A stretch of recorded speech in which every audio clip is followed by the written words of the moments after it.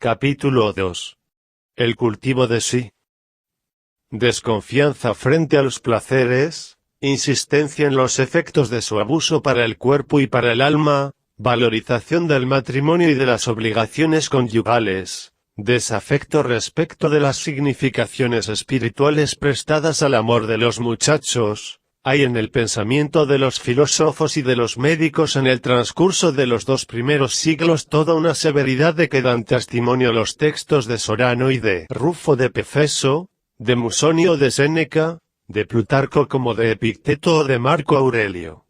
Es un hecho por lo demás que, de esa moral, los autores cristianos tomaron, explícitos o no, préstamos masivos, y la mayoría de los historiadores de hoy están de acuerdo en reconocer la existencia, el vigor y el reforzamiento de esos temas de austeridad sexual en una sociedad de la que los contemporáneos describían, casi siempre para reprochárselas, la inmoralidad y las costumbres disolutas. Dejemos de lado la cuestión de saber si esa condenación estaba justificada, si consideramos únicamente los textos que hablan de ella y el lugar que le dan. Parece ciertamente que hay una mayor insistencia en la cuestión de los placeres, y más precisamente en la inquietud ante los placeres sexuales, la relación que puede tenerse con ellos y el uso que de ellos debe hacerse. Problematización más intensa de la saprodicia de la que hay que intentar captar a la vez las formas particulares y los motivos. Para dar cuenta de esta acentuación nueva, puede recurrirse a diversas explicaciones. Puede ponérsela en relación con ciertos esfuerzos de moralización emprendidos según un modo más o menos autoritario por el poder político. Esos esfuerzos fueron particularmente explícitos y apoyados bajo el Principado de Augusto, y en este último caso, es cierto que unas medidas legislativas que protegían el matrimonio, favorecían a la familia, regulaban el concubinato y condenaban el adulterio vinieron acompañadas por un movimiento de ideas, el cual no era quizá enteramente artificial, que oponía al relajamiento del tiempo presente la necesidad de una vuelta al rigor de las costumbres antiguas. Es imposible no obstante atenerse a esa referencia, y sería sin duda inexacto ver en esas medidas y esas ideas el comienzo de una evolución multisecular que debía llevar a un régimen en el que la libertad sexual quedaría más estrictamente limitada por las instituciones y las leyes, ya sean civiles o religiosas. Estas tentativas políticas, en efecto, fueron demasiado esporádicas, tenían objetivos demasiado limitados y tuvieron resultados generales y permanentes demasiado escasos para que puedan dar cuenta de una tendencia a la austeridad que se manifestó tan a menudo en la reflexión moral a lo largo de los 2 primeros siglos.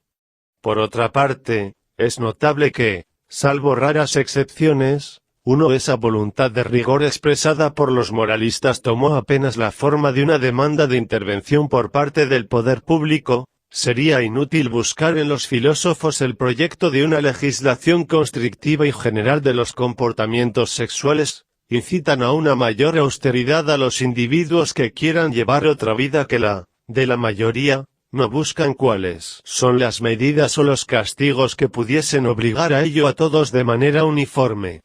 Además, si puede hablarse de una austeridad acentuada, no es en el sentido de que se hayan propuesto prohibiciones más rigurosas. Después de todo, los regímenes médicos de los siglos y no son, de manera general, mucho más restrictivos que el de Diocles. La fidelidad conyugal erigida por los estoicos no es más rigurosa que la de Nicocles, cuando se jactaba de no tener relaciones con ninguna otra mujer que la suya, y Plutarco, en el diálogo sobre el amor, más bien es más indulgente a propósito de los muchachos que el riguroso legislador de las leyes.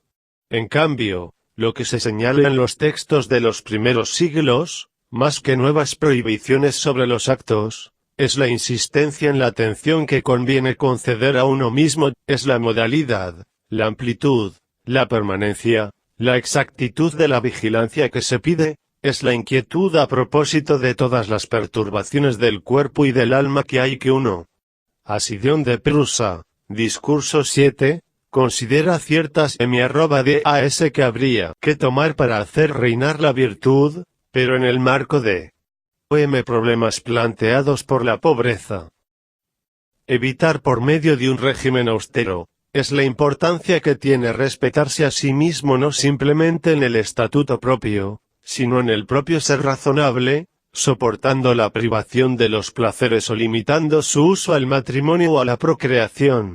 En una palabra, y en una primera aproximación, esa promoción de la austeridad sexual en la reflexión moral no toma la forma de un endurecimiento del código que define los actos prohibidos, sino la de una intensificación de la relación con uno mismo por el cual se constituye uno como sujeto de sus actos. 2 Y teniendo en cuenta tal forma es corno hay que interrogar a las motivaciones de esta moral severa.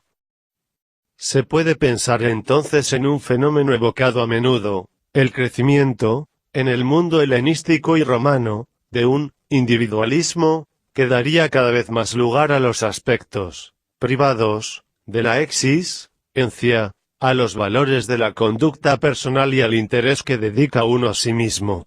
No sería pues el reforzamiento de una autoridad pública lo que podría dar al rigurosa, sino más bien cuenta del desarrollo de esa moral que se dé el debilitamiento del marco político y social en menos fuerza arrollaba en el pasado la vida de los individuos de mente insertados en las ciudades, más aislados unos de otros y más dependientes de sí mismos, habrían buscado en la filosofía reglas de conducta más personales.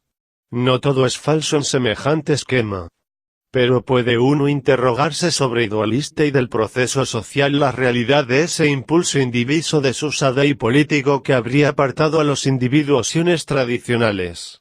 La actividad cívica y política pudo, hasta cierto punto, cambiar de forma, siguió siendo una parte importante de la existencia, para las clases superiores. De manera general, las sociedades antiguas siguieron siendo sociedades de promiscuidad, donde la existencia se desarrollaba, en público, sociedades también donde cada uno se situaba dentro de unos sistemas fuertes de relaciones locales, de lazos familiares, de dependencias económicas, de relaciones de clientela y de amistad. Además, hay que observar que las doctrinas más partidarias de la austeridad en la conducta, y en primera fila podernos colocar a los estoicos, eran también las que más insistían en la necesidad de cumplir los deberes para con la humanidad, los conciudadanos y la familia, y las que más tendían a denunciar en las prácticas de retiro una actitud de relajamiento y de complacencia egoísta. Pero a propósito de ese individualismo, que se invoca tan a menudo para explicar, en épocas diferentes, fenómenos muy diversos, conviene hacer una pregunta más general. Bajo semejante categoría, se mezclan con frecuencia realidades enteramente diferentes. Conviene en efecto distinguir tres cosas: la actitud individualista, caracterizada por el valor absoluto que se atribuye al individuo en su singularidad, y por el grado de independencia que se le concede respecto del grupo al que pertenece o de las instituciones de las que depende, la valorización de la vida privada, es decir, la importancia reconocida a las relaciones familiares, a las formas de la actividad doméstica y al campo de los intereses patrimoniales. Finalmente, la intensidad de las relaciones con uno mismo, es decir, de las formas en las que se ve uno llamado a tomarse a sí mismo como objeto de conocimiento y campo de acción, a fin de transformarse, de corregirse, de purificarse, de construir la propia salvación.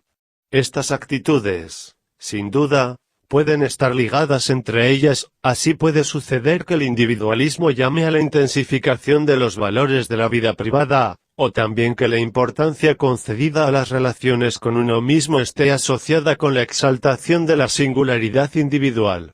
Pero estos lazos no son ni constantes ni necesarios.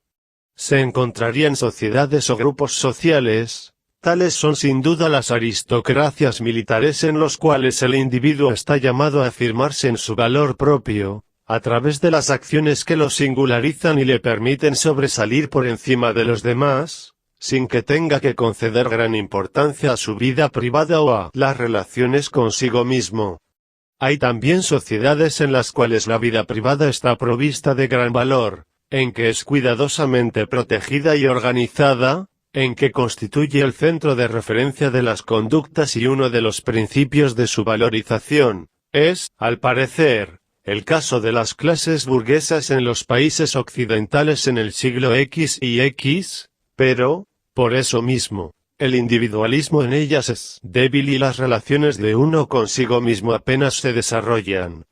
Hay finalmente sociedades o grupos en los que la relación con uno mismo es intensificada y desarrollada sin que por ello ni de manera necesaria los valores del individualismo o de la vida privada se encuentren reforzados. El movimiento ascético cristiano de los primeros siglos se presentó como una acentuación extremadamente fuerte de las relaciones de uno consigo mismo, pero bajo la forma de una descalificación de los valores de la vida privada, y cuando tomó la forma del cenobitismo, manifestó un rechazo explícito de lo que pudiera haber de individualismo en la práctica de la anacoresis.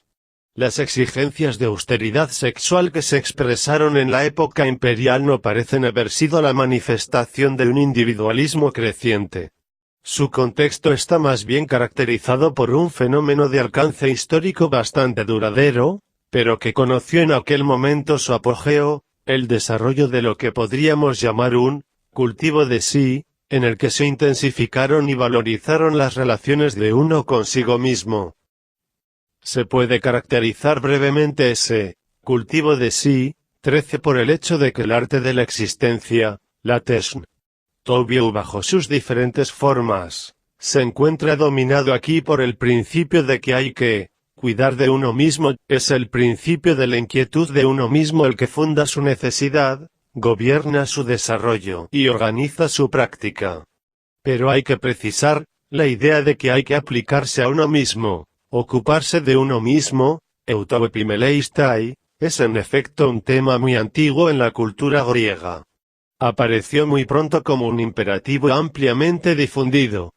El Ciro del que Jenofonte pinta el retrato ideal no considera que su existencia, al término de sus conquistas, esté por ello acabada, le falta, y es lo más precioso, ocuparse de sí mismo. No podemos reprochar a los dioses no haber realizado todos nuestros deseos, dice pensando en sus victorias pasadas, pero sí, porque ha cumplido uno grandes cosas. No puede uno ya ocuparse de sí mismo y regocijarse con un amigo. Es una dicha a la que digo adiós de buena gana. Un aforismo lacedemonio, referido por Plutarco, afirmaba que la razón por la que los cuidados de la tierra habían sido confiados a los lotas es que los ciudadanos de Esparta querían por su parte, ocuparse de sí mismos. 5 Sin duda era el entrenamiento físico y guerrero lo que designaban con eso. Pero es en un sentido muy diferente como se utiliza la expresión en el Alcibiades, donde constituye un tema esencial del diálogo. Sócrates muestra al joven ambicioso que es bien presuntuoso de su parte querer tomar a su cargo la ciudad, darle consejos y entrar en rivalidad con los reyes de Esparta o los soberanos de Persia, si no ha aprendido previamente lo que es necesario saber para gobernar. Le es preciso primero ocuparse de sí mismo, y enseguida, mientras es todavía joven, pues, a los 50 años sería demasiado tarde. 6 En la apología, es ciertamente en cuanto maestro de la inquietud de sí como Sócrates se presenta a sus jueces, el Dios lo ha comisionado para recordar a los hombres que les es preciso preocuparse, no de sus riquezas, no de su honor, sino de sí mismos, y de sus almas. Ahora bien, es ese tema de la inquietud de sí, consagrado por Sócrates, el que la filosofía ulterior reanudó y terminó por colocar en el corazón de ese arte de la existencia, que pretende ser.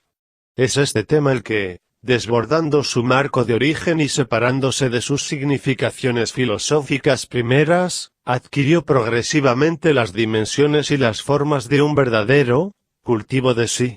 Con esta frase hay que entender que el principio de la inquietud de sí ha adquirido un alcance bastante general. El precepto de que hay que ocuparse de uno mismo es en todo caso un imperativo que circula entre buen número de doctrinas diferentes, ha tomado también la forma de una actitud, de una manera de comportarse, ha impregnado las formas de vivir, se ha desarrollado en procedimientos, en prácticas y en recetas que se meditan, se desarrollan, se perfeccionan y se enseñan, ha constituido así una práctica social, dando lugar a relaciones interindividuales, a intercambios y comunicaciones y a veces incluso a instituciones, ha dado lugar finalmente a cierto modo de conocimiento y a la elaboración de un saber.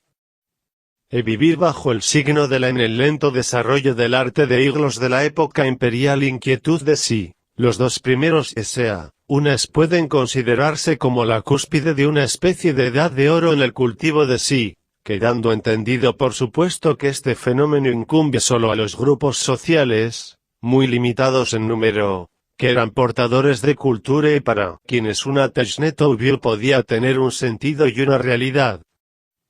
1. La epimeleia y autou, la cura su. Es una combinación que volvernos a encontrar en muchas doctrinas filosóficas. La encontrarnos entre los platónicos. Albino quiere que se aborde el estudio de la filosofía por la lectura del Alcibiades, con vistas a voltearse y volverse hacia uno mismo, y de tal manera que se sepa, que hay que hacer objeto de los propios cuidados. Apuleyo, al fin.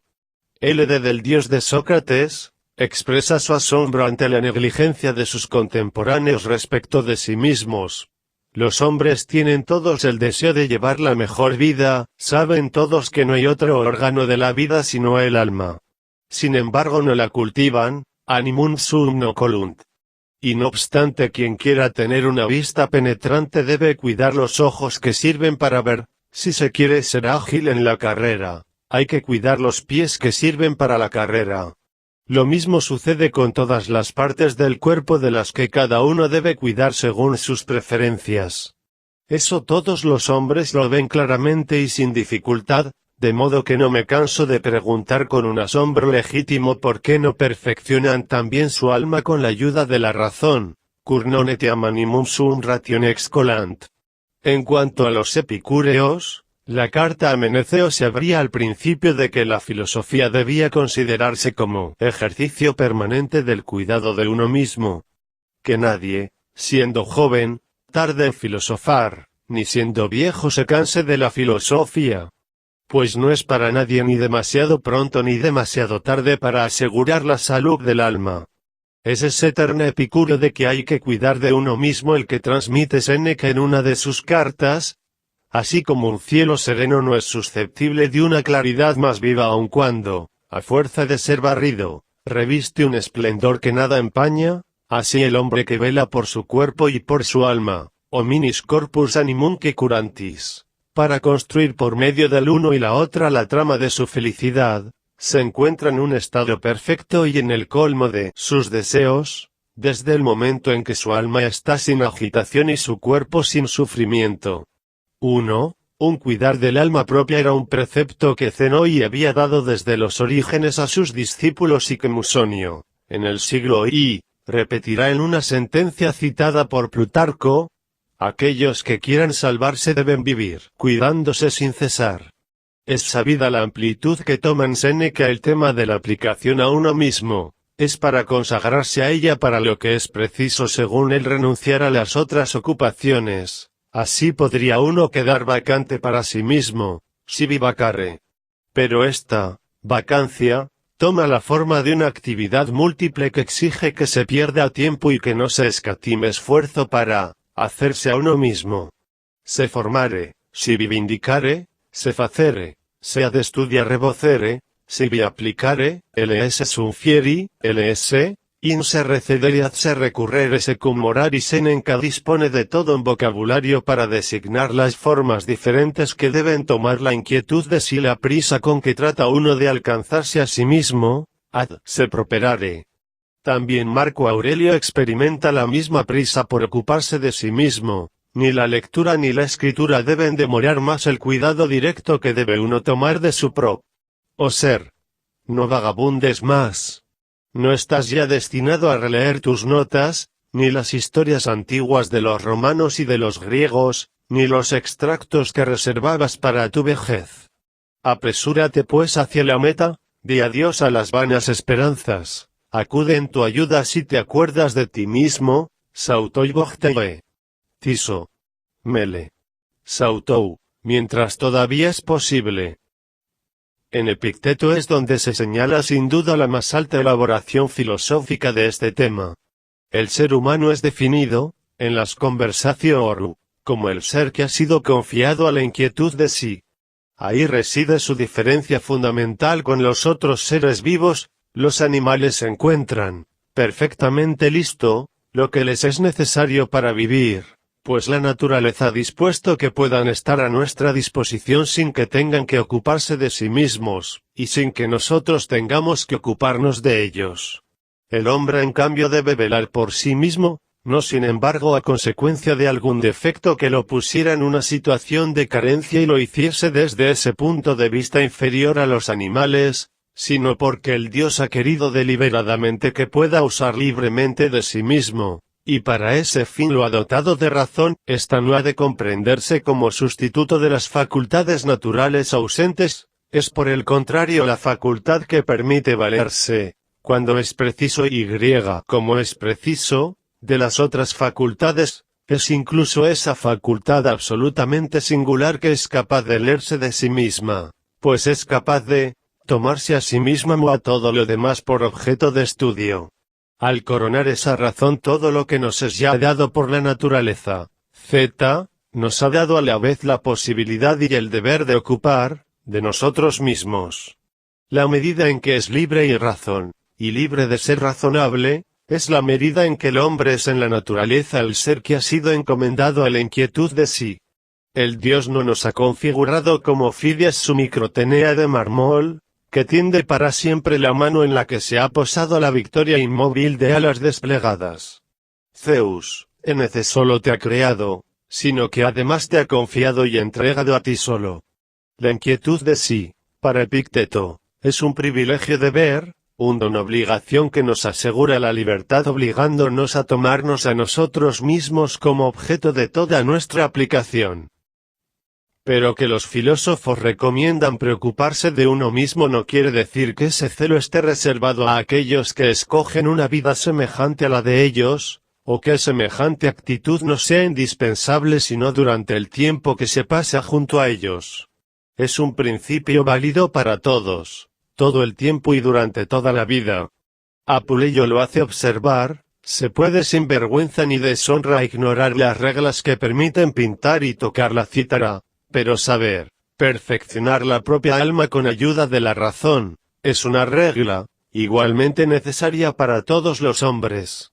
El caso de Plinio puede servir de ejemplo concreto, alejado de toda pertenencia doctrinal estricta, recorriendo la carrera regular de los honores, preocupado de sus actividades de abogado y de sus trabajos literarios, no se encuentra en absoluto en instancia de ruptura con el mundo.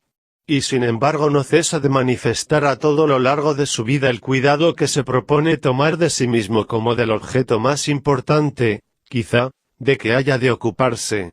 Muy joven aún, cuando es enviado a Siria con funciones militares, su primer cuidado es presentarse ante Eufrales no solo para seguir su enseñanza, sino para entrar poco a poco en su intimidad, hacerse amar de él, y beneficiarse con las amonestaciones de un maestro que sabe combatir los defectos sin atacar a los individuos. Y cuando más tarde, en Roma, le toca ir a descansar en su villa de Laurentes, es para poder ocuparse de sí mismo, entregándose a la lectura, a la composición, al cuidado de la salud, y entrando en conversación consigo mismo y con sus propios escritos. No hay pues edad para ocuparse de uno mismo. No es nunca ni demasiado pronto ni demasiado tarde para ocuparse de la propia alma, decía ya Epicuro. Aquel que dice que el tiempo de filosofar no ha llegado todavía o que ha pasado ya es semejante a aquel que dice que el tiempo de la felicidad no ha llegado todavía o que ya no existe. De tal suerte que deben filosofar el joven y el viejo. Para que al envejecer sea joven en bienes por la gratitud de las cosas que fueron, aquel para que, siendo joven, sea al mismo tiempo un anciano por su ausencia de temor al porvenir. 31. Aprender a vivir toda la vida propia era un aforismo que cita Séneca y que invita a transformar la existencia en una especie de ejercicio. Permazar pronto, es importante y aun cuando es bueno empeño relajarse nunca. Aquellos a quienes Séneca o Plutarco proponen sus consejos no son ya en efecto los adolescentes ávidos o tímidos a quienes el Sócrates de Platón o el de Jenofonte incitaba a ocuparse de sí mismos. Son hombres. Sereno, a quien va dirigida la consulta de Tranquillitate, además del de Constancia y tal vez el de Otio, es un joven pariente protegido de Séneca, pero nadie ha parecido un muchacho en curso de estudios. Es, en la época del de Tranquillitate, un provinciano que acaba de llegar a Roma, y que vacila todavía sobre su carrera a la vez que sobre su modo de vida, pero tiene ya tras sí cierto itinerario filosófico. Su azoro se refiere esencialmente a la manera de llevarla a término. En cuanto a Lucilio, solo tenía al parecer unos años menos que Séneca.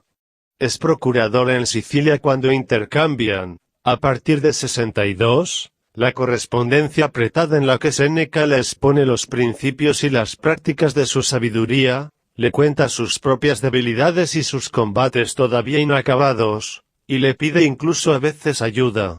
Por lo demás, no se ruboriza de decirle que a los 60 años pasados ha ido él mismo a seguirlo, la enseñanza de Metrónax. Corresponsales a quienes Plutarco dirige unos tratados que no son simplemente consideraciones generales sobre las virtudes y los defectos, sobre la felicidad del alma o los infortunios de la vida, sino consejos de conducta y a menudo en función de situaciones bien determinadas, son también hombres maduros. Este empeño de los adultos en ocuparse de su alma, su celo de escolares envejecidos al ir a buscar a los filósofos para que les enseñen el camino de la felicidad, irritaba a Lucano, y a muchos otros con él. Se burla de Hermótimo, al que se ve por las calles farfullando las lecciones que no debe olvidar, es sin embargo bastante mayor, desde hace ya 20 años, ha decidido no confundir más su vida con la de los desdichados humanos, y estima todavía en 10 años largos el tiempo que necesita para llegar a la felicidad. Pero, lo indica él mismo un poco más lejos, ha empezado a filosofar a los 40 años. Son pues los 40 últimos años de su vida los que habrá dedicado a velar por sí mismo, bajo la dirección de un maestro. Y su interlocutor Licino, para divertirse, finge descubrir que también para él ha llegado el momento de aprender la filosofía, puesto que acaba justamente de cumplir 40 años. Sírveme de báculo, dice a Hermótimo, y llévame de la mano. Como dice y adota a propósito de Séneca, toda esa actividad de dirección de conciencia es del orden de la educación de los adultos, de la Erwachsenerziehung. 2. Hay que comprender que esa aplicación a uno mismo no requiere simplemente una actitud general, una atención difusa. El término epimeleia no designa simplemente una preocupación, sino todo un conjunto de ocupaciones. Es de epimeleia de lo que se habla para designar las actividades del amo de casa, las tareas del príncipe que vela por sus súbditos, los cuidados que deben dedicarse a un enfermo o a un herido, también los deberes que se consagran a los dioses o a los muertos. Respecto de uno mismo, igualmente, la epimeleia implica un trabajo. Para ello se necesita tiempo. Y es uno de los grandes problemas de ese cultivo de sí el de fijar, en la jornada o en la vida, la parte que conviene dedicarle. Se recurre a muchas fórmulas diversas. Se puede, por la noche o por la mañana, reservar algunos momentos al recogimiento, al examen de lo que tiene uno que hacer, a la memorización de ciertos principios útiles, al examen de la jornada transcurrida. El examen matinal y vesperal de los pitagóricos vuelve a encontrarse, con contenidos diferentes sin duda, entre los estoicos. Séneca, Epicteto, Marco Aurelio hacen referencia a esos momentos que deben dedicarse a volverse sobre uno mismo. Se puede también interrumpir de vez en cuando las actividades ordinarias y hacer uno de esos retiros que Musonio, entre tantos otros, recomendaba vivamente, permiten estar a solas con uno mismo, recoger el propio pasado, colocar ante la vista el conjunto de la vida transcurrida, familiarizarse, por la lectura, con los preceptos y los ejemplos de que deseamos inspirarnos, y volver a encontrar, gracias a una vida despojada, los principios esenciales de una conducta racional. Es posible también, en la mitad o al término de nuestra carrera, descargarnos de sus diversas actividades y, aprovechando esa declinación de la edad en que los deseos están apaciguados, dedicarnos enteramente, como Séneca en el trabajo filosófico, o Spurrina en la calma de una existencia agradable. 44 a la posesión de nosotros mismos. Ese tiempo no está vacío, está poblado de ejercicios, de tareas prácticas, de actividades diversas. Ocuparse de uno mismo no es una sinecura. Están los cuidados del cuerpo, los regímenes de salud, los ejercicios físicos sin exceso, la satisfacción tan mesurada como sea posible de las necesidades. Están las meditaciones, las lecturas, las notas que se toman de libros o de las conversaciones escuchadas, y que se releen más tarde, la rememoración de las verdades que se saben ya pero que hay que apropiarse aún mejor. Marco Aurelio da así un ejemplo de anacoresis en uno mismo. Es un largo trabajo de reactivación de los principios generales, y de los argumentos racionales que persuaden de no dejarse irritar ni contra los demás, ni contra los accidentes, ni contra cosas. Están también las conversaciones con un confidente, con amigos, con un guía o director, a lo cual se añade la correspondencia en la cual expone uno el estado de su alma, solicita consejos, los da a quien los necesita, cosa que por lo demás constituye un ejercicio benéfico para aquel mismo que se llama el preceptor, pues los reactualiza así para sí mismo. Alrededor de cuidado de uno mismo se ha desarrollado toda una actividad de palabra y de escritura donde se enlazan el trabajo de uno sobre sí mismo y la comunicación con el prójimo. Tocamos aquí uno de los puntos más importantes de esta actividad consagrada a uno mismo. Constituye, no un ejercicio de la soledad, sino una verdadera práctica social. Y eso en varios sentidos. A menudo en efecto tomó forma en estructuras más o menos institucionalizadas, así las comunidades neopitagóricas o también aquellos grupos epicúreos sobre cuyas prácticas tenemos alguna información a través de Filodemo. Una jerarquía reconocida daba a los más adelantados la tarea de dirigir a los otros, ya fuera individualmente, ya de manera más colectiva, pero existían también ejercicios comunes que permitían, en el cuidado que tomaba uno de sí mismo, recibir la ayuda de los demás, la tarea definida como tudiaelon socestai. Epicteto, por su parte, enseñaba en un marco que se parecía mucho más al de una escuela, tenía varias categorías de alumnos, unos solo estaban de paso, otros se quedaban más tiempo a fin de prepararse para la existencia de ciudadano ordinario o incluso para actividades importantes, y algunos otros, finalmente, destinándose a convertirse en filósofos de profesión, debían formarse en las reglas y prácticas de la dirección de conciencia. Se encontraba también, y en Roma en particular, en los medios aristocráticos, la práctica de consultante privado que servía, en una familia o en un grupo, de consejero de existencia, de inspirador político, de intermediario eventual en una negociación. Había ricos romanos que encontraban útil mantener a un filósofo, y algunos hombres de distinción no encontraban humillante esa posición, debían dar consejos morales y ánimo a sus patrones y a sus familias, mientras que estos sacaban fuerzas de su aprobación. El punto 49 así, Demetrio era el guía de alma de Trasea de Padua, que le hizo participar en la escenificación de su suicidio, para que le ayudara en aquel último momento a dar a su existencia su forma más bella y mejor acabada. Por lo demás esas diferentes funciones de profesor, de guía, de consejero y de confidente personal no eran siempre distintas ni mucho menos, en la práctica de cultivo de sí, los papeles eran a menudo intercambiables, y alternativamente podían ser desempeñados por el mismo personaje. Musonio Rufo había sido el consejero político de Rubelio Plauto, en el exilio que siguió a la muerte de este último. Atrajo a su alrededor a visitantes y fieles y mantuvo una especie de escuela. Luego, hacia el final de su vida, después de un segundo exilio bajo Vespasiano, regresó a Roma, impartió una enseñanza pública y formó parte del círculo de Tito.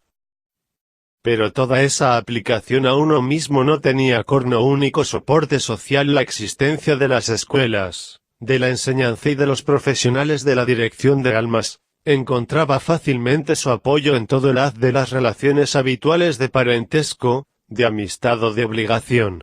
Cuando, en el ejercicio de la inquietud de sí, se apela a otra persona en la que se adivina una aptitud para dirigir y aconsejar, se hace uso de un derecho y es un deber lo que se cumple cuando se prodiga la ayuda a otro, o cuando se reciben con gratitud las lecciones que pueda darnos. El texto de Galeno sobre la curación de las pasiones es significativo desde ese punto de vista. Aconseja a quien desee cuidar de sí mismo buscar la ayuda de otro. No recomienda sin embargo un técnico conocido por su competencia y su saber, sino simplemente un hombre de buena reputación cuya intransigente franqueza podamos tener ocasión de experimentar. 50 Pero sucede también que el juego entre el cuidado de uno mismo y la ayuda al prójimo se inserte dentro de relaciones preexistentes a las que da una coloración nueva y un calor más grande. La inquietud de sí, o el cuidado que se dedica a la inquietud que los de uno más deben tener de sí mismos, aparece entonces como una intensificación de las relaciones sociales. Séneca dirige y consuelo a su madre, en el momento en que él mismo está en el exilio, para ayudarla a soportar hoy esa desgracia, y más tarde tal vez, mayores infortunios. El sereno a quien dirige la larga consulta sobre la tranquilidad de alma es un joven pariente de provincia a quien tiene bajo su protección. Su correspondencia con Lucilio profundiza, entre dos hombres que no tienen gran diferencia de edad, una relación preexistente y tiende a hacer poco a poco de esa guía espiritual una experiencia común de la que cada uno puede sacar provecho para sí mismo. En la carta 34 Séneca, que puede decir a Lucilio: «Te reivindico, eres mi obra», añade enseguida: «Exhorto a alguien que ha partido ya rotundamente y que me exhorta a su vez», y desde la carta siguiente evoca la recompensa de la perfecta amistad en que cada uno de los dos será para el otro el socorro permanente de que se hablará en la carta 109. La habilidad del luchador se mantiene mediante el ejercicio de la lucha, un acompañante estimula la ejecución de los músicos. El sabio necesita del mismo modo sostener el aliento de sus virtudes. Así, estimulando el mismo, recibe también de otro sabio un estimulante. 51 La cura de sí aparece pues intrínsecamente ligada a un servicio de almas, que comprende la posibilidad de un juego de intercambios con el otro y de un sistema de obligaciones recíprocas. 3. Según una tradición que se remonta muy lejos en la cultura griega, la inquietud de sí está en correlación estrecha con el pensamiento y la práctica de la medicina. Esta correlación antigua tomó cada vez más amplitud, hasta el punto de que Plutarco podría decir, al principio de los preceptos de salud, que filosofía y medicina tratan de un solo y mismo campo.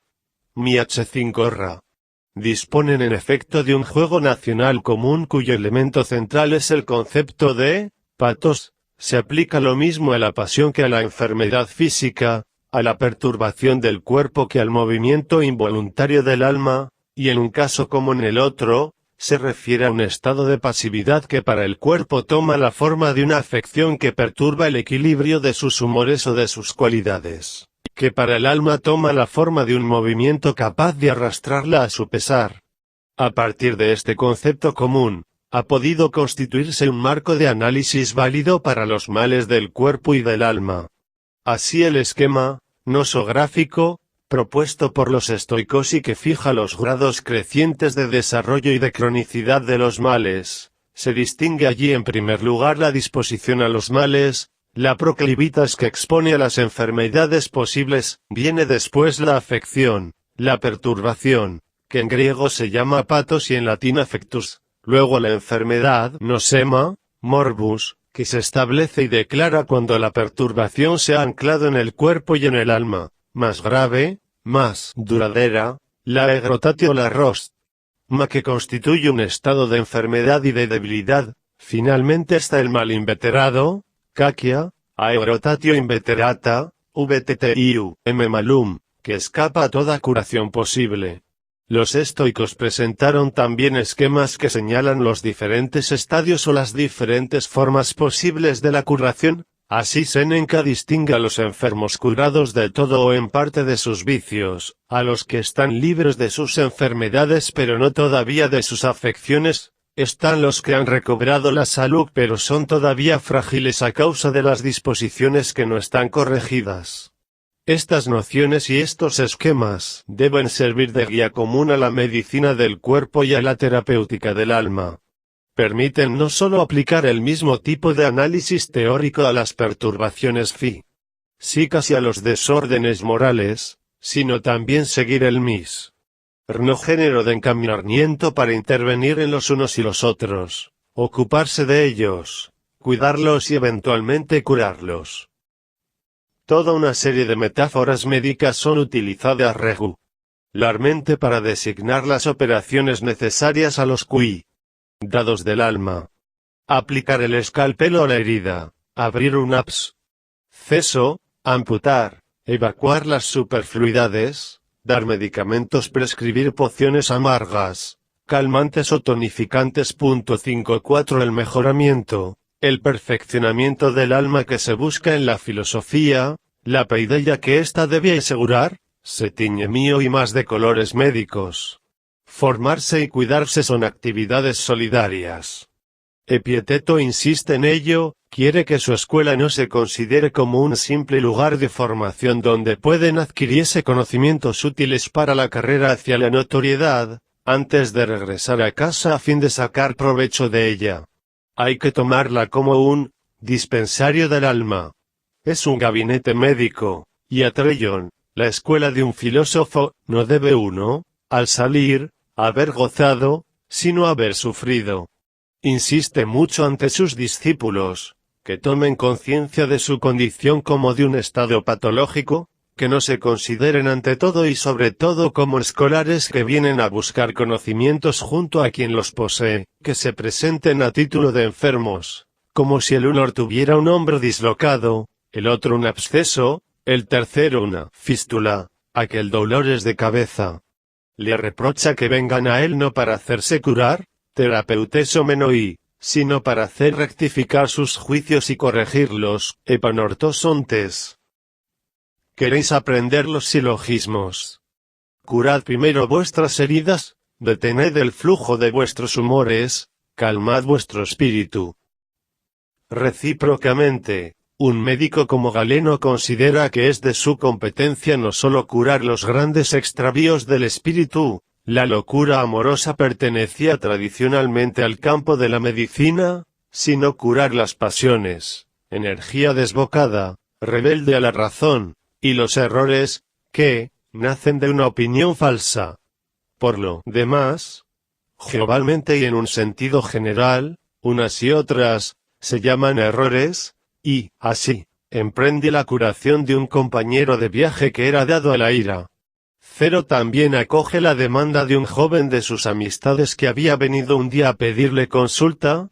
Este se había imaginado en efecto que era inaccesible a la perturbación de las pasiones, por pequeñas que fuesen, pero se había visto ciertamente obligado a reconocer que se sentía más perturbado por cosas sin importancia que su maestro Galeno por las grandes. Venía a pedirle ayuda.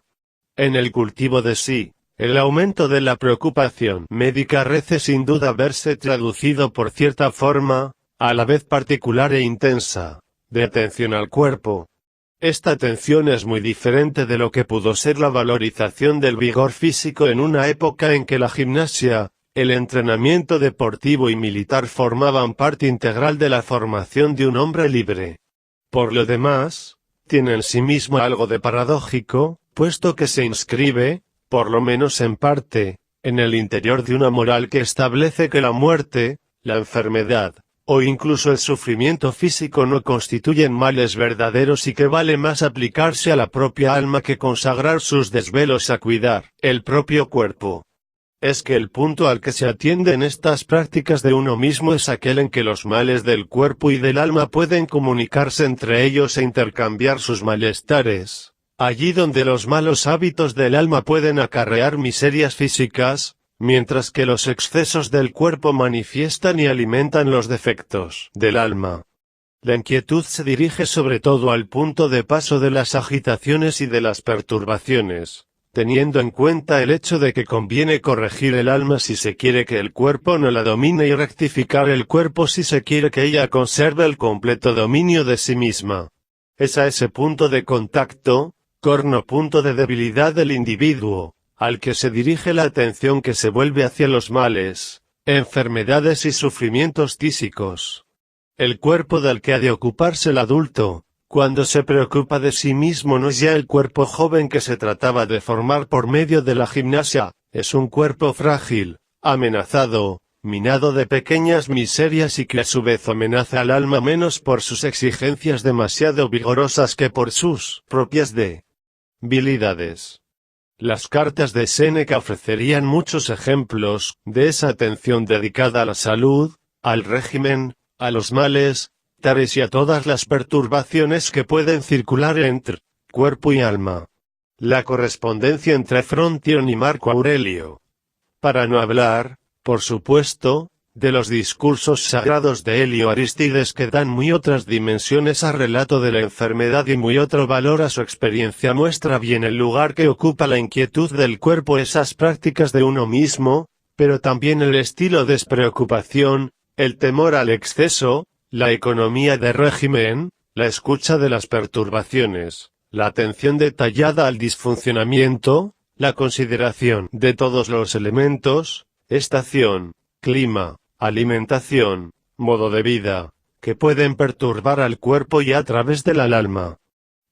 Pero hay algo acaso más importante, es, a partir de ese paralelo, práctico y teórico, entre medicina y moral, la invitación que se hace a reconocerse como enfermo o amenazado por la enfermedad. La práctica de uno mismo implica que se constituya uno a los propios ojos no simplemente como individuo imperfecto, ignorante y que necesita ser corregido, formado e instruido, sino como individuo que sufre de ciertos males y que debe hacerlos cuidar ya sea por sí mismo, ya sea por alguien que tenga competencia para ello. Cada uno debe descubrir que está en estado de necesidad, que le es necesario recibir medicación y asistencia. He aquí finalmente, dice Epicteto, el punto de partida de la filosofía, darse cuenta del estado en que se encuentra nuestra parte principal, aistesis to idiou hegemónico poseche. Después de haber reconocido su debilidad, ya no querrá uno ponerle al servicio de usos más importantes. Pero hoy ciertas gentes que son incapaces de tragar el menor bocado compran un tratado y emprenden la tarea de devorarlo. Así pues vomitan o se indigestan.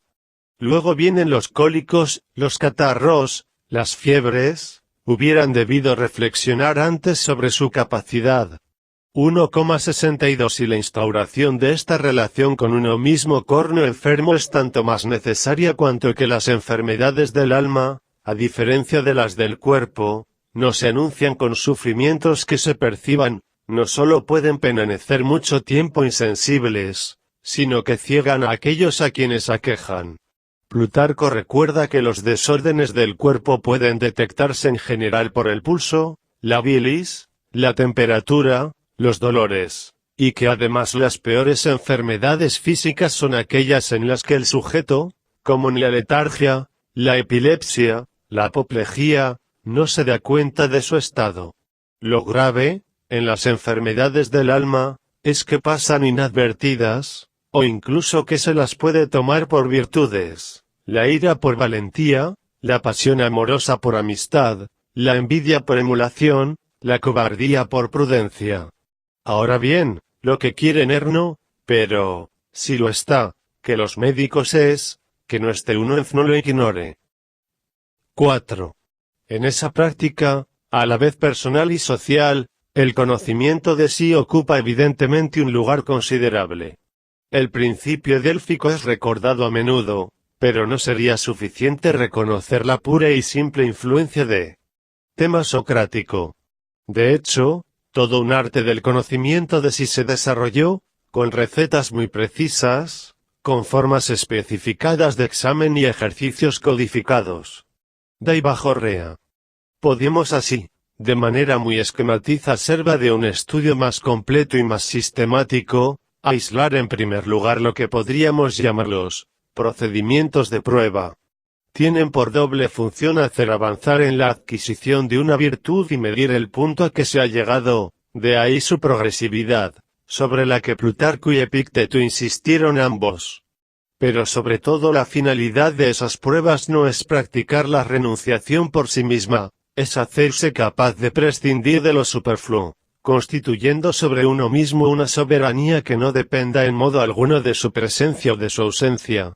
Las pruebas a las que se somete uno no son estadios sucesivos en la privación, son una manera de medir y de confirmar la independencia de que se es capaz respecto de todo lo que no es indispensable y esencial.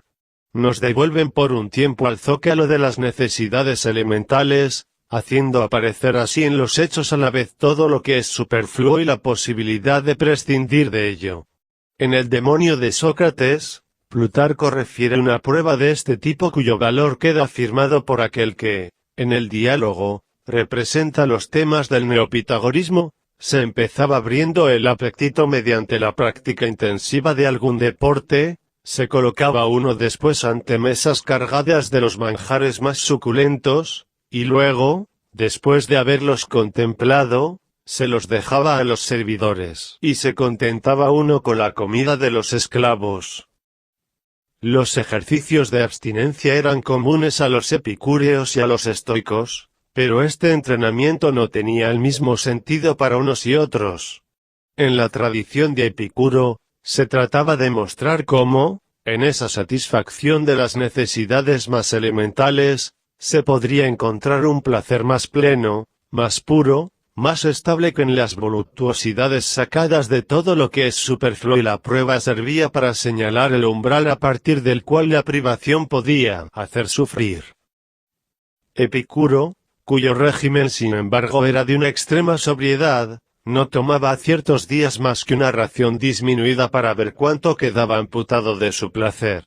Para los estoicos, se trataba sobre todo de prepararse para las privaciones eventuales, descubriendo cuán fácil era a fin de cuentas prescindir de todo aquello a que la costumbre, la opinión, la educación, el cuidado de la reputación, el gusto de la ostentación nos han hecho apegados. En esas pruebas reductoras querían mostrar que lo indispensable podemos tenerlo siempre a nuestra disposición, y que es preciso guardarse de toda aprensión ante la idea de las privaciones posibles. En plena paz, observa Séneca, el soldado maniobra, sin enemigo ante sí, establece un reducto, se cansa con trabajos superfluos, encaminados a proveer las tareas necesarias. No quieres que en el fragor de la acción ese hombre pierda la cabeza. Entrénalo antes de la acción. Y Séneca evoca una práctica de que habla a sí mismo en otra carta, pequeñas prácticas de pobreza ficticia, que han de realizarse todos los meses y en el transcurso de las cuales, colocándose voluntariamente durante 3 o 4 días, en los confines de la miseria, se pasa por la experiencia del jergón, de la ropa grosera, del pan de ínfima calidad. No es un juego sino una prueba. Non lusus, sed experimentum.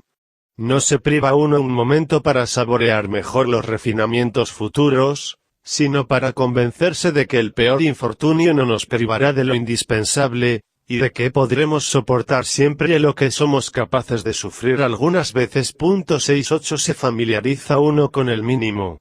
Es lo que quiere hacer Séneca según una carta escrita poco tiempo antes de las Saturnales del año. Roma está entonces sudorosa, y la licencia se ve oficialmente acreditada.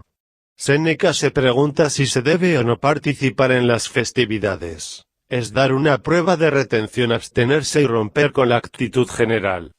Pero es actuar con una fuerza moral aún mayor, no aislarse. Lo mejor es, sin confundirse con la muchedumbre, hacer las mismas cosas, pero de otra manera. Y esa otra manera es aquella para la cual nos formamos de antemano mediante ejercicios voluntarios, prácticas de abstinencia y curas de pobreza, Estos permiten celebrar como todo el mundo la fiesta, pero, sin caer nunca en la lujuria. Gracias a ellos, puede uno mantener un alma ligada en medio de la abundancia. Siendo rico, se sentirá uno más tranquilo cuando sepa cuán lo penoso es ser pobre. B. Al lado de estas pruebas prácticas, se consideraría importante someterse al examen de conciencia.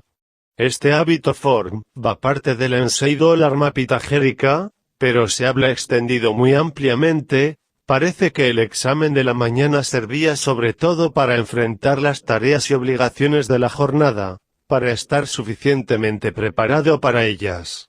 El examen de la tarde, por su parte, estaba dedicado de manera mucho más unívocua a la memorización de la jornada pasada. De este ejercicio regularmente recomendado por numerosos autores, la descripción más detallada nos es dada P.O.R.L. Séneca en el de Ira. Refiere su práctica a Sextio, es estoico romano cuya enseñanza igual era conocida gracias a Papirio Fabiano y a Sotión.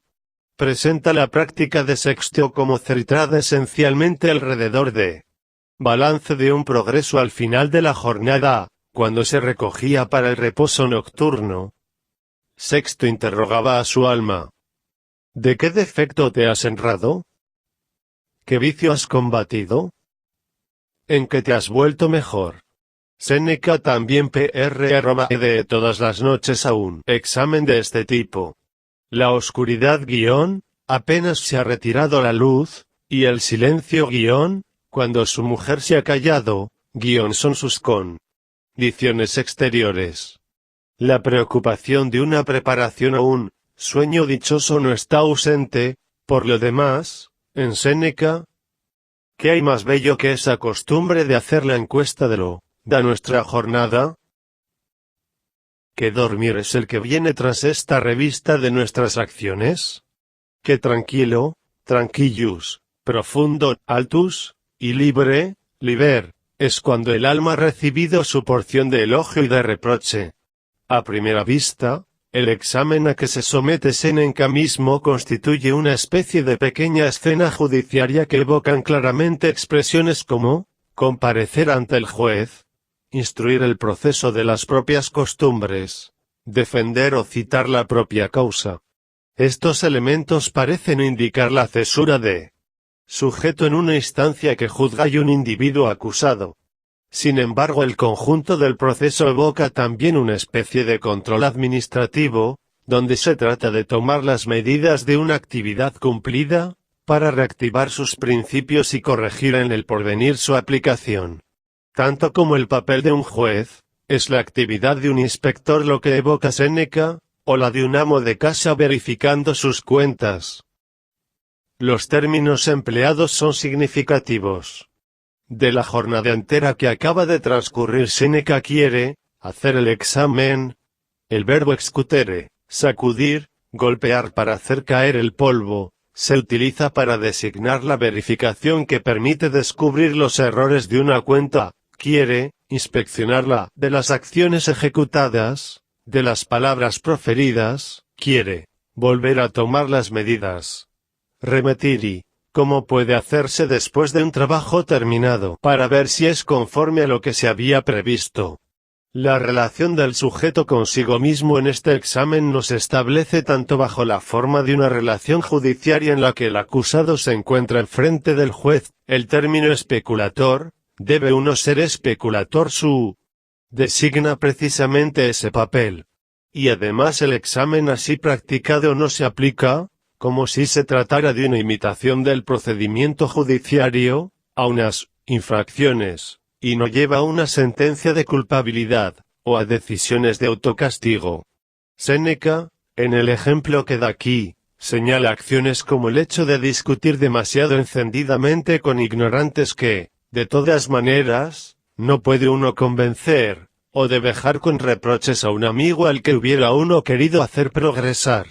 De estas conductas, Séneca no está satisfecho en la medida en que, para alcanzar los fines que debe uno en efecto proponerse, los medios empleados no han sido los que se necesitaban. Es bueno querer corregir a los amigos cuando es necesario, pero la reprimenda, de no ser mesurada, hiere en lugar de mejorar. Es bueno convencer a aquellos que no saben, pero con todo es preciso escogerlos de tal manera que sean capaces de ser instruidos.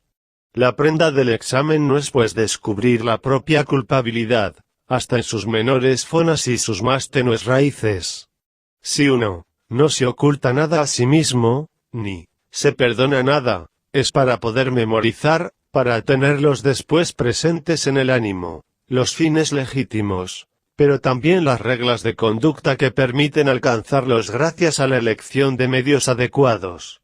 La falta no es reactivada por medio del examen para fijar una culpabilidad o estimular un sentimiento de remordimiento, sino para reforzar, a partir de la constatación recordada y meditada de un fracaso, los instrumentos racionales que aseguren una conducta sabia. C.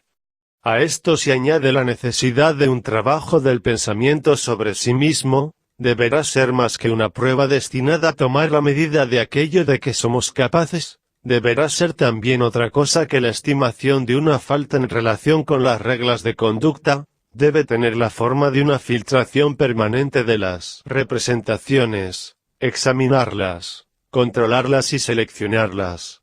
Más que un ejercicio hecho a intervalos regulares, es una actitud constante la que hay que adoptar respecto de uno mismo. Para caracterizar esta actitud, Epicteto emplea unas metáforas que tendrán un largo destino en la espiritualidad cristiana, pero allí tomarán valores bien diferentes. Pide que adopte uno para consigo mismo el papel y la postura de un vigilante nocturno, que verifica las entradas a la puerta de las ciudades o de las casas, o también sugiere que ejerza uno sobre sí mismo las funciones de un verificador de la moneda, de un argirónomo, de uno de esos cambistas de dinero que no aceptan ninguna moneda, sin haberse asegurado de lo que vale. Mirad cuando se trata de la moneda. Hemos inventado un arte, y que de procedimientos pone en obra el argirónomo para hacer la verificación de la moneda. La vista, el tacto, el olfato, finalmente el oído, tira al suelo el denario y observa el sonido que produce, no se contenta con hacerlo sonar una sola vez, sino que se aplica a ello repetidamente, hasta hacerse un oído de músico. Desgraciadamente, prosigue Epicteto, estas precauciones que estamos dispuestos a tomar cuando se trata del dinero, las descuidamos cuando se trata de nuestra alma. Ahora bien, la tarea de la filosofía, su ergón principal y primero será precisamente ejercer ese control, dokimazein. Para formular lo que es a la vez principio general y esquema de actitud, Epicteto se refiere a Sócrates así como al aforismo que se enuncia en la Apología: una vida sin examen, anexetastos bios, no merece ser vivida. 74. De hecho, el examen de que hablaba Sócrates era aquel al que pretendía someter tanto a sí mismo como a los demás a propósito de la ignorancia, del saber y del no saber de esa ignorancia. El examen de que habla Epicteto es muy diferente, es un examen que se refiere a la representación y que apunta a ponerla a prueba, a distinguirlas, diacrinein, unas de otras y a evitar así que se acepte la primera que venga. Cada representación será necesario poder detenerla y decirle: espera, déjame ver quién eres y de dónde vienes, del mismo modo que los guardias nocturnos dicen: muéstrame tus papeles. ¿Has recibido de la naturaleza la señal que debe poseer la representación para ser aprobada? Hay que precisar sin embargo que el punto del control no es localizable en el origen o en el objeto hemi-arrobaísmo de representación, sino en el asentimiento que conviene o no conviene darle. Cuando una representación surge en el espíritu, el trabajo de la discriminación, de la diacrisis, consistirá en aplicarle el famoso canon estoico que señala la distribución entre lo que no depende de nosotros y lo que depende. Las primeras, puesto que están fuera de nuestro alcance, no las acogeremos, las rechazaremos como representaciones que no deben convertirse en objetos de deseo, o de aversión, de propensión, o de repulsión. El control es una prueba de poder y una garantía de libertad, una manera de asegurar permanentemente que no nos ligaremos a lo que no cae bajo nuestro dominio. Velar permanentemente sobre nuestras representaciones, o verificar las semes como se autentifica una moneda, no es interrogarnos, como se hará más tarde en la espiritualidad cristiana, sobre el origen profundo de la idea que viene, no es tratar de descifrar un sentido oculto bajo la representación aparente, es calibrar la relación entre uno mismo y lo que es representado, para no aceptar en la relación con uno mismo sino lo que puede depender de la elección libre y razonable del sujeto. 5.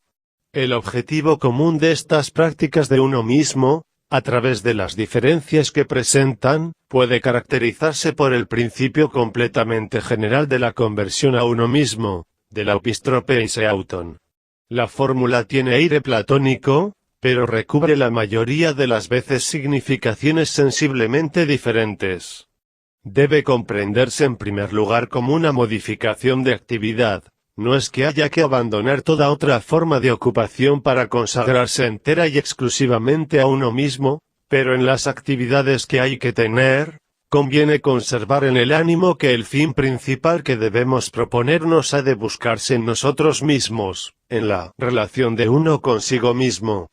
Esta conversión implica un desplazamiento de la mirada, es preciso que ésta no se disperse en una curiosidad ociosa, ya sea la de las agitaciones cotidianas y de la vida de los demás. Plutarco consagró todo un tratado a esa polipragmosine, o la que trata de descubrir los secretos de la naturaleza más alejados de la existencia humana y de lo que importa para ella. Demetrio, citado por Séneca, alegaba que la naturaleza, que no oculta más que los secretos inútiles, había puesto al alcance del ser humano y bajo su mirada las cosas que le era necesario conocer. Pero la conversión es también una trayectoria gracias a la cual, escapando a todas las dependencias y a todas las servidumbres, acaba uno por alcanzarse a sí mismo, como un puerto al abrigo de las tempestades o como una ciudadela que protegen sus murallas. Una posición inexpugnable posee el alma que, desasida de las cosas del futuro, se defiende en la fortaleza que se ha construido, los dardos que apuntan a ella caen siempre por debajo de ella. La fortuna no tiene los brazos largos que le atribuye la opinión, no tiene asideros sobre nadie, excepto sobre aquellos que se apegan a ella. Demos pues el salto que en la medida de lo posible nos lanzará lejos de ella. Esa relación con uno mismo constituye el término de la conversión y el objetivo final de todas las prácticas de uno mismo pertenece también a una ética del dominio. Sin embargo, para caracterizarlo, no se recurre solo a invocar la forma agonística de una victoria sobre fuerzas difíciles de domesticar y de una dominación capaz de ejercerse sobre ellas sin posible impugnación. Esa relación se piensa a menudo sobre el modelo jurídico de la posesión. Es uno de sí mismo, es uno suyo. Sum fieri, sum esse son expresiones que regresan a menudo en Séneca. Uno no depende sino de sí mismo, es uno su. Juris, ejerce uno sobre sí un poder que nada limita ni amenaza, detenta uno la potestas sui. Pero a través de esta forma más bien política y jurídica, la relación con uno mismo se define también como una relación concreta, que permite gozar de uno mismo como de una cosa que está a la vez en posesión de uno y ante sus ojos. Si convertirse a uno mismo es apartarse de las preocupaciones de lo exterior, de las inquietudes de la ambición, del temor ante el porvenir, puede uno entonces volverse hacia su propio pasado, hacer de él la recolecta, desplegarlo a capricho ante los propios ojos y tener con él una relación que nada vendrá a perturbar. Es la única parte de nuestra vida que es sagrada e inviolable, que ha escapado a todos los azares humanos, que está sustraída al imperio de la fortuna, que la pobreza no trastorna, ni el temor, ni la incursión de las enfermedades. Esta no puede ser perturbada ni arrebatada, perpetua y serena es su posesión. Si la experiencia de uno mismo que se forma en esta posesión no es simplemente la de una fuerza domeñada, o de una soberanía ejercida sobre un poder listo a rebelarse, es la de un placer que toma uno en sí mismo. Aquel que ha llegado a tener finalmente acceso a sí mismo es para sí mismo un objeto de placer. No solo se contenta con lo que es y acepta limitarse a ello, sino que se complace en sí mismo. 8.1 Ese placer para el que Séneca emplea en general los términos gaudium o laetitia es un estado que no va ni acompañado ni seguido de ninguna forma de turbación en el cuerpo y en el alma. Se define por el hecho de no ser provocado por nada que sea independiente de nosotros y que escape por consiguiente a nuestro poder, nace de nosotros mismos y en nosotros mismos. 82 Se caracteriza a sí mismo por el hecho de que no conoce ni grados ni cambios, sino que se da, de una sola pieza, y de que, una vez dado, ningún acontecimiento exterior podría mellar. 10.83 En esto, esta clase de placer puede oponerse rasgo por rasgo a lo que se designa con el término voluptas. Este designa un placer cuyo origen ha de colocarse fuera de nosotros y en los objetos cuya presencia no nos está asegurada, placer por consiguiente precario en sí mismo, minado por el temor de la privación y al que tendemos por la fuerza de deseo que puede o no encontrar cómo satisfacerse a este género de placeres violentos, inciertos y provisionales. El acceso a uno mismo puede sustituir una forma de placer que, en la serenidad y para siempre, toma uno en sí mismo. Dice Gaudere, aprende la alegría, dice Séneca a Lucilio, quiero que nunca te haya faltado la alegría. Quiero que se dé a profusión en tu morada. Se dará a profusión a condición de que estés dentro de ti mismo. No cesará nunca cuando hayas encontrado una vez donde se la encuentra. Vuelve tu mirada hacia el bien verdadero, sé feliz de tu propio fondo, de tu. Pero ese fondo, ¿cuál es? Tú mismo y la mejor parte de ti mismo. Fue en el marco de este cultivo de sí, de sus temas y de sus prácticas, donde se desarrollaron, en los primeros siglos de nuestra era, las reflexiones sobre la moral de los placeres. Por ese lado es donde hay que buscar para comprender las transformaciones que pudieron afectar a esa moral. Lo que a primera vista puede considerarse como severidad más marcada, austeridad acrecentada, exigencia más estricta, no debe interpretarse, en efecto, como un endurecimiento de las prohibiciones. El campo de lo que podía prohibirse apenas se ensanchó y no se intentó organizar sistemas de prohibición más autoritarios y más eficaces. El cambio incumbe mucho más a la manera en que el individuo debe constituirse como sujeto moral. El desarrollo del cultivo de sí produjo su efecto no en el reforzamiento de lo que puede suprimir el deseo, sino en ciertas modificaciones que tocan a los elementos constitutivos de la subjetividad moral. Ruptura con la ética tradicional del dominio de sí. Ciertamente no, sino desplazamiento, inflexión y diferencia de acentuación. El placer sexual como sustancia ética sigue siendo del orden de la fuerza contra la que hay que luchar y sobre la cual el sujeto debe asegurar su dominio, pero en este juego de la violencia, del exceso, de la rebeldía y del combate, se pone cada vez más preferiblemente el acento en la debilidad del individuo, en la fragilidad, en la necesidad en que se encuentra de huir, de escapar, de protegerse y de mantenerse al abrigo. La moral sexual exige aún y siempre que el individuo se someta a cierto arte de vivir que define los criterios estéticos y éticos de la existencia, pero este arte se refiere cada vez más a principios universales de la naturaleza o de la razón, a los que todos deben plegarse de la misma manera, cualquiera que sea su estatuto. En cuanto a la definición del trabajo que hay que realizar sobre uno mismo, sufre también, a través del cultivo de sí, cierta modificación, a través de los ejercicios de abstinencia y de dominio que constituyen la ascesis necesaria, el lugar que se concede al conocimiento de uno mismo se hace más importante, la tarea de ponerse a prueba, de examinarse, de controlarse en una serie de ejercicios bien definidos coloca la cuestión de la verdad de lo que uno es, de lo que uno hace y de lo que uno es capaz de hacer, en el centro de la constitución del sujeto moral. Finalmente, el punto en que desemboca esta elaboración sigue siendo ciertamente, aún y siempre, definido por la soberanía del individuo sobre sí mismo, Pero esta soberanía se amplía en una experiencia donde la relación con uno mismo toma la forma no solo de un dominio sino de un goce sin deseo y sin turbación. Estamos lejos todavía de una experiencia de los placeres sexuales en la que estos serán asociados con el mal, en la que el comportamiento deberá someterse a la forma universal de la ley y en la que el desciframiento de deseos será una condición indispensable para tener acceso a una existencia purificada. Sin embargo, puede verse ya como la cuestión del mal comienza a trabajar el tema antiguo de la fuerza, como la cuestión de la ley comienza a inflexionar el tema del arte y de la tesné, como la cuestión de la verdad y el principio del conocimiento de uno mismo se desarrollan en las prácticas de la ascesis. Pero conviene previamente buscar en qué contexto y por qué razones el cultivo de sí se desarrolló de esta manera, y precisamente bajo la forma que acabamos de ver.